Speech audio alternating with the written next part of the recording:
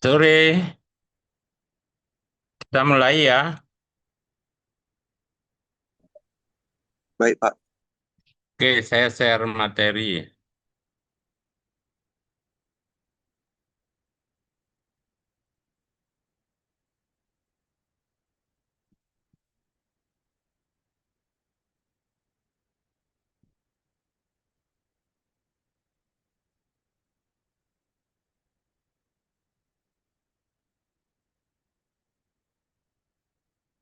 Oke, hari ini pertemuan ketiga ya. Saya akan bicara tentang pengertian eh,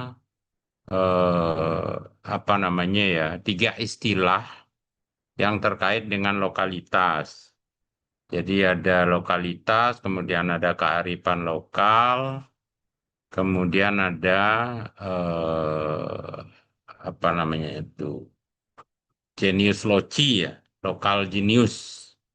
Nah, ketiganya ini punya pengertian yang berbeda meskipun objeknya itu tetap lokal gitu ya. Jadi agar Anda tahu memposisikan nanti kapan bicara tentang lokalitas, kapan bicara tentang kearifan lokal, kapan bicara tentang lokal genius. Nah, kita mulai yang pertama. Nah, ini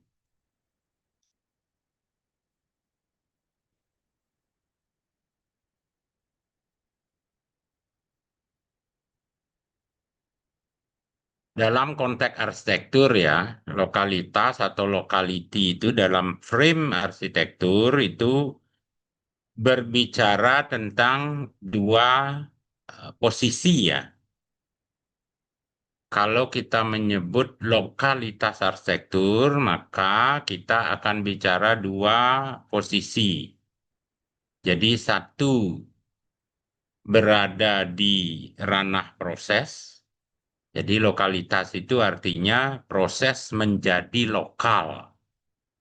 Jadi arsitektur yang sudah berkembang, yang modern dan sebagainya, eh, dijadikan lokal, gitu ya, agar dia bernuansa, berkesan lokal, mengekspresikan kelokalannya. Itu jadi proses menjadi lokal. Yang kedua adalah karakteristik kesetempatan. Jadi lokalitas itu dalam arsitektur berbicara dua hal ini. Proses menjadi lokal dan karakteristik kesetempatan. Jadi karakteristik tertentu pada tempat tertentu gitu ya, yang tidak sama dengan tempat-tempat yang lainnya. Anda bisa lihat gambar di atas di materi ini ya. Ini semuanya di Indonesia, tapi punya karakter yang beda-beda. Nah, ini yang karena kesetempatannya gitu ya. Di Batak beda, kemudian di Kalimantan, kemudian di Toraja, kemudian Bali, kemudian Jawa, kemudian ada yang sangat berbeda itu ada di Wairebo. Di Wairebo di daerah timur Indonesia. Bulat-bulat itu. Nah, itu karakteristik kesetempatan ya. Kemudian, nah dari kedua ini, proses menjadi lokal dengan mengangkat karakteristik kesetempatan itu akan menghasilkan arsitektur yang memiliki kebedaan dan keunikan. Dia berbeda antara daerah satu dengan daerah lainnya, kemudian unik. Uniknya itu karena kesetempatannya, karena pemahaman mereka tentang eh, arsitektur gitu ya yang berbeda-beda, titik pijaknya berbeda eh, melalui pemikiran yang berkaitan dengan kepercayaan, kebudayaan dan sebagainya. Kemudian pemahaman mereka, respon mereka terhadap kondisi alam di masing-masing tempat itu. Nah, jadi kesetempatan itu membuat mereka menjadi unik gitu, masing-masing punya keunikan. Ya, Anda lihat gambar-gambar di atas itu sangat unik. Kecuali kalau yang lain satu masa bangunan ya, kalau kecuali Bali. Bali huniannya itu memiliki banyak unit bangunan di dalam satu rumah tinggal itu. Nah, itu jadi lokalitas itu bicara tentang proses menjadi lokal, didasarkan atas karakteristik kesetempatan, kemudian arsitektur yang dihasilkan, ya arsitektur yang memiliki kebedaan dan keunikan. Nah, lalu ini kearifan lokal, local wisdom ya, dalam arsitektur. Nah, ketika kita berbicara kearifan lokal, maka kita bicara tentang kebijaksanaan atau kearifan ya. Kebijaksanaan ini muncul dari pemahaman atau eh, pemahaman mereka tentang hidup dan kehidupan. Jadi mereka punya kepercayaan, punya konsep, punya pandangan hidup sendiri-sendiri ya dalam dalam tempat yang berbeda-beda. Nah, berdasarkan itu maka kesetempatan atau kedaerahan, nah itu yang mendasari terjadinya kearifan itu ya. Mereka bagaimana mereka apa namanya eh, menjalankan hidup dan kehidupan mereka. Landasan konsepnya akan berbeda-beda dari satu tempat ke tempat lain. Dari kearifan lokal, kemudian kesetempatan ini akan muncul kebijaksanaan manusia yang bersandar pada filosofi, nilai-nilai, etika, cara, dan perilaku yang sudah melembaga ya secara tradisional. Jadi secara turun-temurun. Nah, Anda lihat gambar di bawah itu. Dari cara mereka berpakaian itu mengekspresikan budaya yang berbeda-beda antara satu tempat dengan tempat yang lain. Jadi ini adalah ekspresi kedaerahan atau kesetempatan ya. Jadi apa namanya itu Sumatera, Kalimantan, Dayak itu beda ya, dan seterusnya Jawa, Bali. Kemudian wilayah timur Indonesia itu berbeda-beda. Intinya bahwa kalau kita bicara kearifan lokal arsitektur, maka kita bicara tentang landasan filosofis dari arsitektur yang dibangun.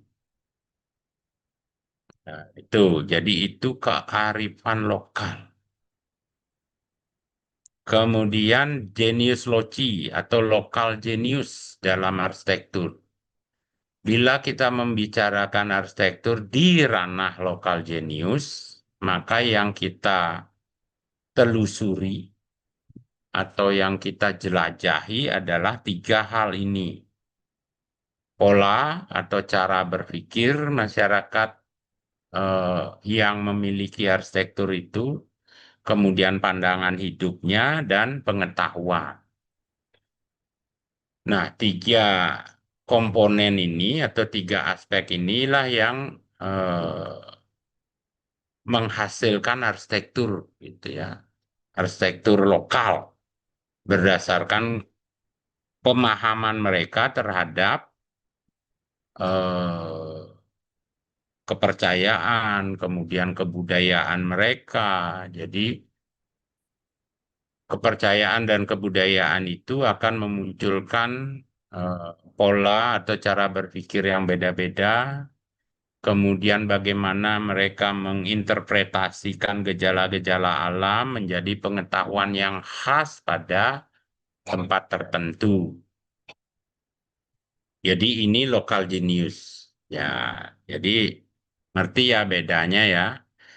Bila lokalitas kita bicara lokalitas arsitektur, maka yang kita bicarakan adalah proses menjadi lokal dan karakteristik kesetempatannya.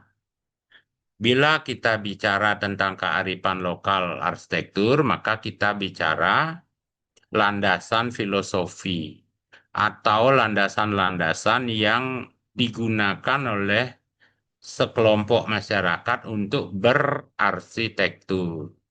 Jadi ada filosofi di sana, ada nilai-nilai, nilai-nilai kepercayaan, kemudian ada etika yang mereka miliki, kemudian ada cara-cara dan perilaku yang turun-temurun gitu ya. Nah, kemudian bedanya lagi bila bicara lokal genius, maka kita berbicara tentang cara berpikir untuk menghadirkan arsitektur. Kemudian landasan hidup yang mereka gunakan, kemudian pengetahuan yang mereka miliki untuk menghasilkan arsitektur. Jadi ketiga-tiga ini sama pada titik pembicaraan tentang lokal, kesetempatan, tetapi berbeda pada substansi yang dijelajahi ya. Jadi itu kalau lokal, kalau bicara lokalitas arsitektur maka bicara tentang proses menjadi lokal dan karakteristik setempat. Kalau bicara tentang apa namanya kearifan lokal maka kita bicara tentang konsep yang melandasi secara filosofi, secara etika, kemudian nilai-nilai yang mereka terapkan dalam berarsitektur. Bila berbicara arsitektur dalam konteks lokal genius atau genius loci, maka yang kita lihat cara berpikir yang digunakan menghadirkan arsitektur, kemudian apa namanya ini pandangan hidupnya atau pedoman hidupnya, kemudian pengetahuan yang mereka miliki. Semakin tinggi pengetahuannya, maka semakin tinggi kualitas arsitekturnya, gitu ya. Nah, itu perbedaannya. Oke, kita lihat kemudian hubungan ketiganya.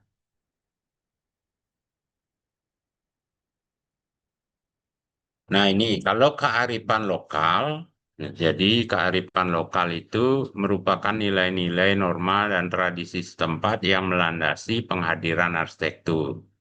Di dalam konteks berarsitektur, dia akan menempatkan posisi sebagai filosofi arsitektur, sebagai landasan filosofi dari apa namanya kegiatan berarsitektur.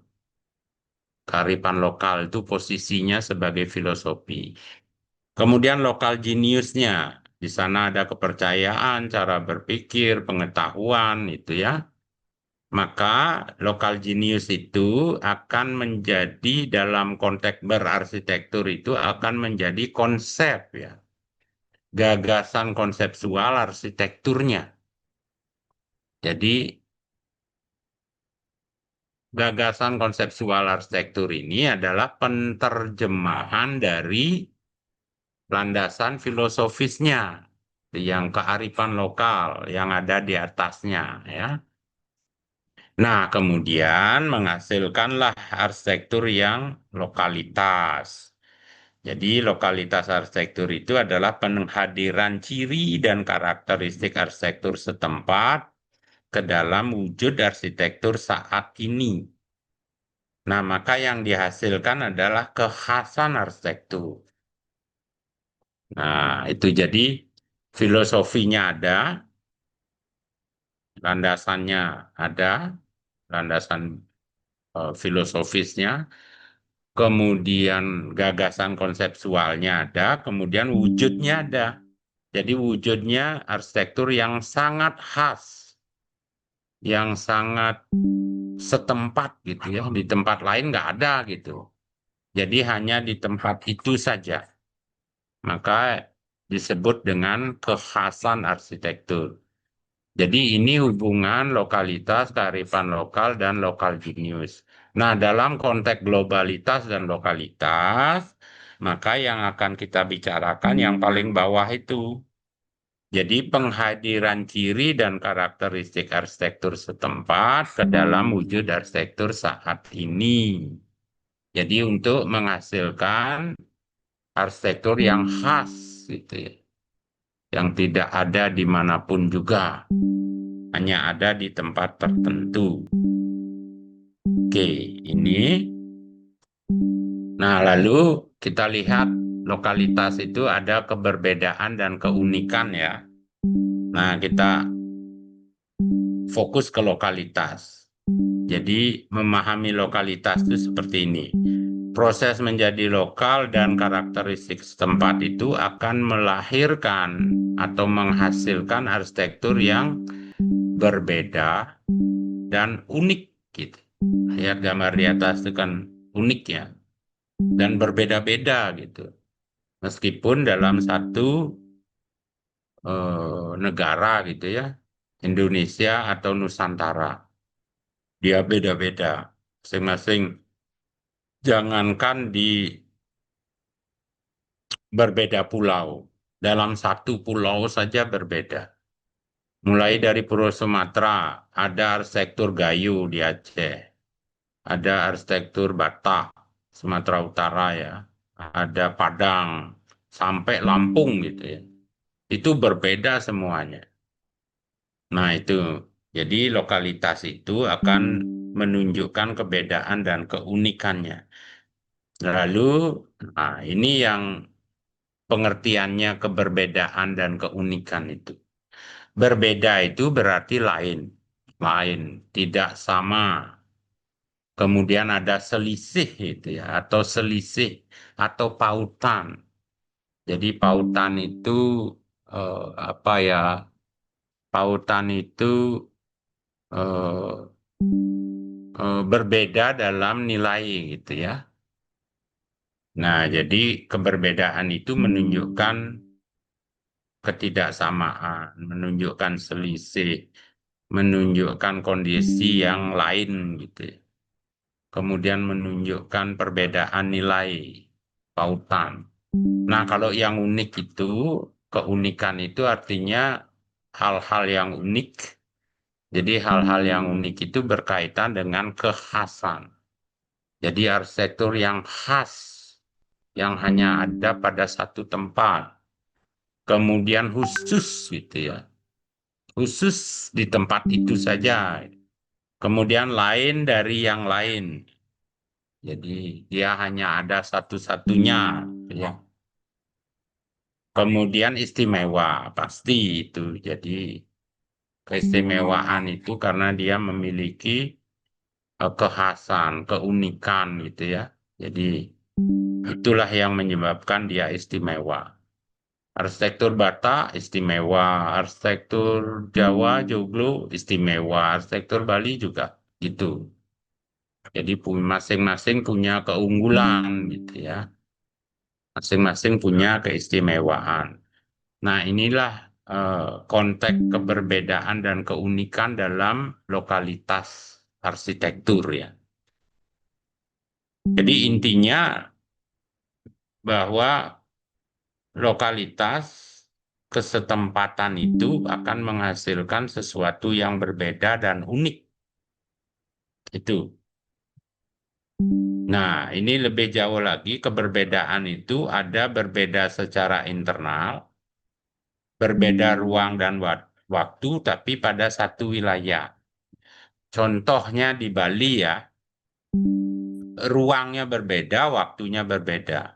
Jadi Anda bisa telusuri arsitektur Bali Mule.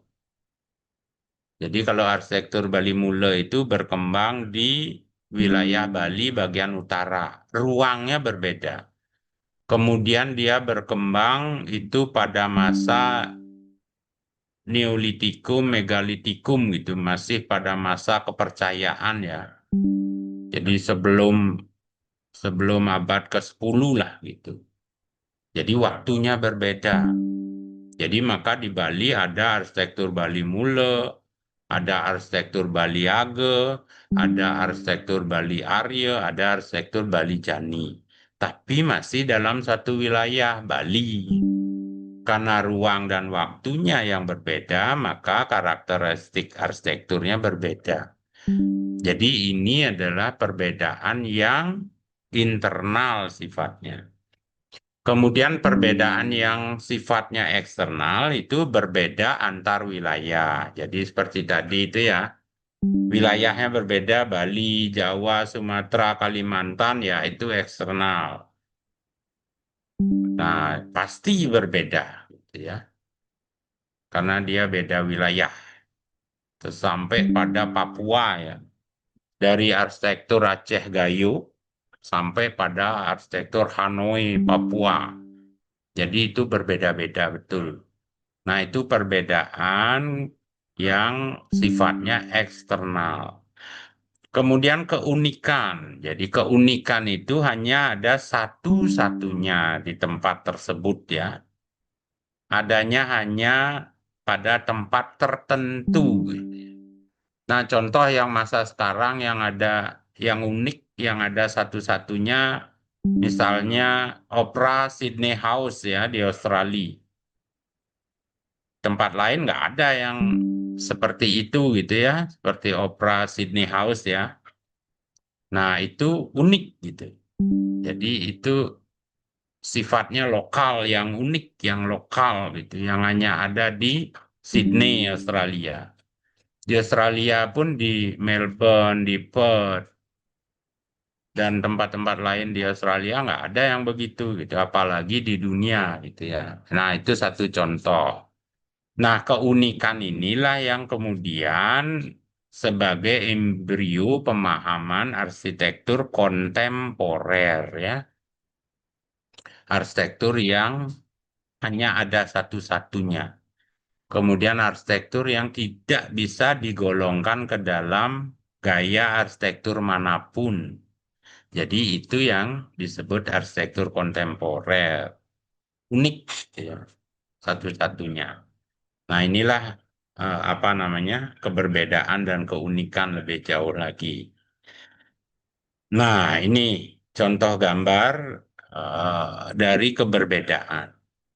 Anda lihat arsitektur Bali ya, eh, keberbedaan yang sifatnya internal. Anda lihat gugusan unit-unit bangunan di arsitektur Bali, gambar kiri atas itu ya. Ada beberapa tipologi bangunan. Jadi ada 1, 2, 3, 4, 5, 6, 7 ya. Itu berbeda-beda semua. Ini namanya perbedaan yang sifatnya internal. Nah, lebih jauh Anda lihat di bawah ya, antara Jineng dengan Balai Meten atau Balai Daje. Anda lihat beda fungsinya, beda bentuknya, tetapi dia masih ada dalam satu lahan gitu ya, satu wilayah rumah tinggal. Nah, ini disebut perbedaan yang internal. Coba Anda lihat ini Balai Balai Meten ini ya, yang ini dengan yang ini berbeda. Nah, itu aja berbeda, padahal dia apa namanya, masih disebut dengan Bali Daje atau Bali Meten, tetapi wujudnya sudah berbeda. Kalau ini konteksnya adalah Bali Meten atau Bali Daje untuk rakyat biasa, jadi dia tanpa teras ya. Kalau ini sudah stratanya lebih tinggi lagi, strata sosialnya.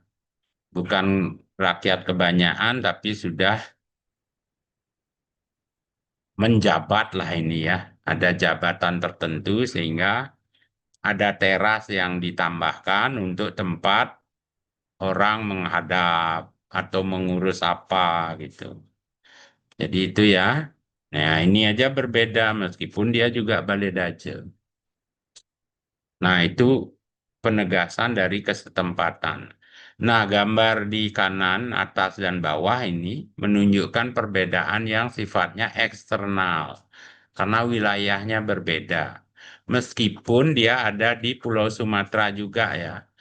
Jadi yang di atas ini Hotana Godang itu Batak, yang di bawah ini Rumah Gadang ini Padang gitu ya, antara Sumatera Utara dan Sumatera Selatan. Dalam satu pulau mesti. Wilayahnya berbeda, wujud arsitekturnya berbeda. Nah, itulah keberbedaan. Nah, ini keunikan ya. Keunikan dari masing-masing ya. Ini eh, apa nih? Rumah Gadang ya. Rumah Gadang di Padang. Kalau ini di Sumba. Nah, iya yang bawah. Nah, ini ada di bawah, di kiri bawah itu ada bangunan modern. Ini Masjid Agung Padang ya, Sumatera Barat ya. Sumatera Barat. Ini yang modern kemudian dilokalkan, di lokalitas. Maka yang diambil apa bentuk atap rumah gadang ini. Diambil, kemudian diterapkan di sini. Jadi caranya, cara mengambil komponen kekhasan arsitektur lokal itu untuk diterapkan pada arsitektur yang modern sangat cerdas itu ya. Sangat smart dan sangat smooth. Nah, sangat lembut gitu ya, tidak kontras. Jadi dalam satu kesatuan. Nah, inilah caranya melokalitaskan yang global. Nah, sebelahnya lagi di kanan bawah itu Anda lihat rumah di Sumba, kemudian diterapkan pada desain eh, apa namanya nih, apa itu airport. Nah, jadi Anda lihat bentuknya diambil dari Sumba sampai ininya ya, sampai kayu-kayu penahan ini diambil yang di bawah. Nah, itu caranya melokalkan yang modern. Jadi memasukkan unsur lokal ke dalam yang modern ini, airport ini. Nah, itulah jadinya. Jadi arsitektur yang unik, yang berbeda. Ini hanya ada di Padang, ini hanya ada di Sumba gitu ya. Nah, itulah keberbedaan dan keunikan karena eh, meng- melokalkan yang global gitu ya. Jadi caranya sangat lembut sekali. Jadi melokalkan yang global tidak hanya dengan ornamen gitu ya, tidak hanya dengan ragam hias, tetapi betul-betul wujud arsitekturnya yang diambil gitu ya. Komponen arsitekturalnya yang diambil, karakter kelokalannya yang diambil ya, diterapkan. Oke, saya kira itu ya untuk hari ini materi yang ketiga. Intinya pada materi ini harapannya Anda mampu membedakan kapan Anda bicara lokalitas, kapan Anda bicara genius, loci, lokal genius, kapan Anda bicara local wisdom atau kearifan lokal. Semuanya berbicara tentang lokal, tetapi berbeda pada substansinya ya. Itu jadi pemahaman awalnya seperti itu ya. Nanti ke depannya ketika Anda bicara tentang lokalitas, oh lokalitas itu proses menjadi lokal dengan cara mengangkat karakteristik setempat. Sehingga yang dihasilkan arsitektur yang berbeda dan yang unik. Oh, kalau bicara tentang lokal genius, maka bicara tentang apa itu ya? Tentang cara berpikir gitu ya, perilaku, pandangan hidup, eh, pengetahuannya. Kalau kearifan lokal itu kita bicara tentang nilai-nilai kepercayaan, kebudayaan, dan seterusnya. Jadi membicarakan arsitektur eh, dari sisi kepercayaan, kebudayaan, nilai-nilai, etika, dan seterusnya. Nah, jadi itu. Jadi gambar-gambar tadi adalah contohnya. Nanti agar tidak gambar background saya ini juga bagaimana caranya mengangkat karakteristik lokal di background saya ini ke dalam kondisi yang masa kini, yang modern. Nah, itu tugas arsitek ya. Tidak hanya ngambil apa itu ragam hiasnya gitu ya. Kalau di Bali banyak yang keliru, jadi memandang arsitektur Bali hanya ikuh celedu sama murde, bentale gitu dulu. Jadi karakternya tidak terlihat seperti Masjid Padang tadi, Masjid Agung Sumatera Barat. Itu sangat luar biasa caranya. Oke ya, saya kira itu ya untuk hari ini. Sebentar saya akan share ininya, materinya ya. Bentar dulu.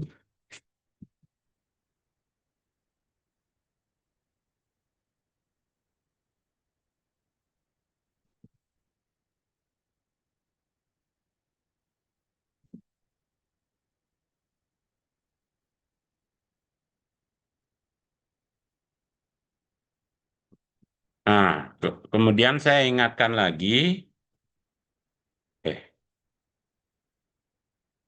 untuk tugas satu Anda sudah mulai ya cari data ya, data arsitektur yang akan Anda jelajahi. Arsitektur Nusantara ya, bisa arsitektur tadi, arsitektur Nusantara, arsitektur Aceh gitu ya, Batak, Kalimantan, arsitektur Dayak, bisa arsitektur Betawi gitu. Silakan Anda siapkan datanya, cari informasi yang sebanyak-banyaknya untuk mengerjakan tugas ini. Dari sekarang kumpulkan. Pertemuan lagi 2 kali aja Anda sudah harus mengerjakan tugas dan presentasi ya. Jadi waktu itu singkat. Minggu-minggu dari minggu ke minggu, tiba-tiba udah saatnya buat tugas. Kalau enggak Anda cicil dari sekarang, kumpulkan data-data arsitektur yang akan Anda jelajahi, maka Anda akan kelabakan bikin tugasnya. Sekalipun Anda bikin, tapi sekedar-sekedar aja. Itu ya. Nanti bikin saya naik pitam nanti kalau Anda sekedar-sekedar buat tugas ya. Oke, itu ya saya ingatkan, silahkan dikumpulkan data-datanya. Oke, saya kira itu untuk hari ini ya. Kita akhiri. Selamat malam ya. Selamat malam, Selamat Pak. malam, Terima Pak. kasih, Pak. Malam, Pak.